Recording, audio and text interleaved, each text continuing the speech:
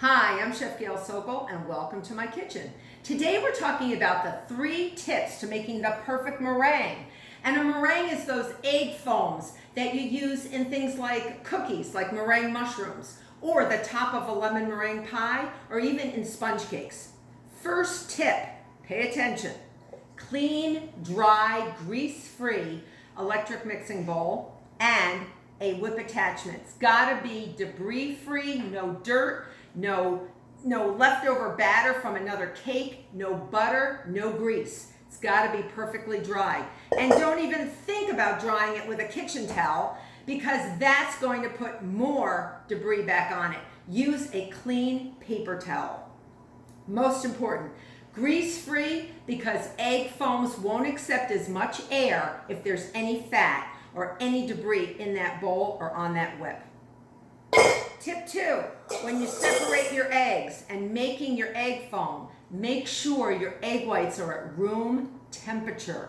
Very important. There's surface tension in eggs, and the egg and the white are sort of together. They're very firm, and in the refrigerator, the ice cold part of the refrigerator keeps them very, very firm, and those proteins firm.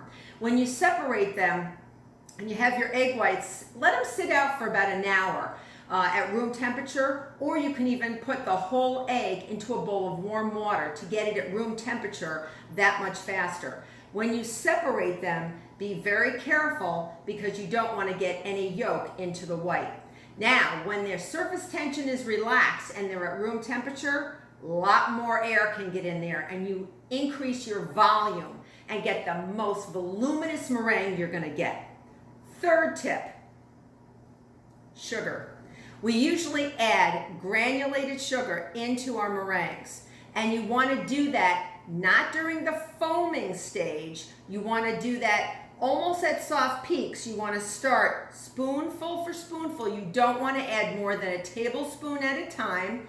Take it low and slow, and then gradually increase your beater speed. But this sugar will actually prevent your egg foams from getting dry like soap suds. So add that sugar slowly and then build up that speed until you get the most voluminous egg foams you'll ever have. And you'll have the best, highest rising cakes and the best cookies and the best lemon meringue pie topping.